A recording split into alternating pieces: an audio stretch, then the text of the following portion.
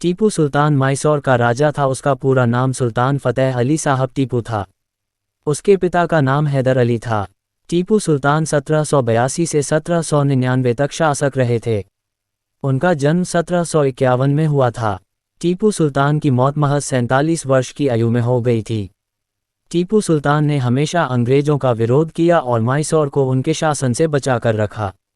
टीपू सुल्तान की मौत भी श्रीरंगपटना में ब्रिटिश सेना के खिलाफ युद्ध लड़ते हुए हुई थी। टीपू सुल्तान को रॉकेट आर्टिलरी जैसे हथियारों का जनक माना जाता है, जिसके उपयोग से टीपू सुल्तान ने अंग्रेजों की हालात खराब कर दी थी।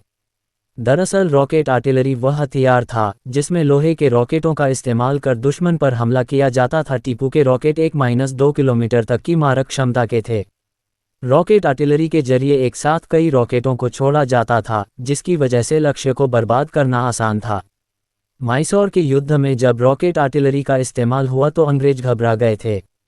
हालांकि टीपू सुल्तान को अंग्रेजों ने धोखे से मार दिया था। टीपू सुल्तान को महान योद्धा और शासक इसलिए भी माना जाता है क्योंकि उसने नई सिक्का प्रणाली और भूमि राजस्व प्रणाली को विकसित किया। उसके अंग्रेजों को टक्कर दी, इसी वजह से उनका नाम आज़ादी के दीवानों में शामिल है।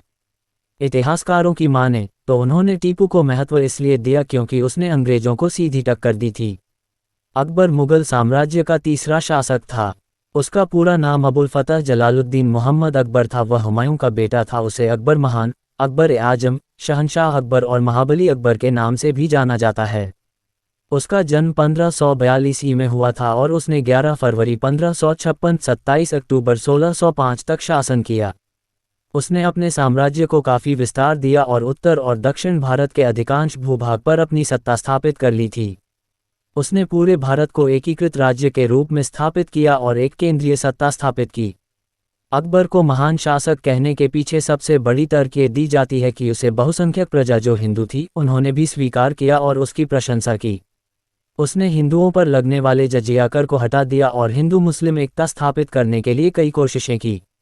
उसने समझौते के तौर पर कई हिंदू राजकुमारियों से शादी भी की। अकबर ने हिंदुओं को अपने प्रशासन में महत्वपूर्ण भागीदारी दी। अकबर के 9 रत्नों में बीरबल, तानसेन, टोडरमल और मानसिंह जैसे लोग शामिल थे। यही वजह है कि अकबर को सबसे महान मुगल शासकों में गिना जाता है। ऐसी ही और जानकारी के लिए हमारे चैनल को सब्सक्राइब करें।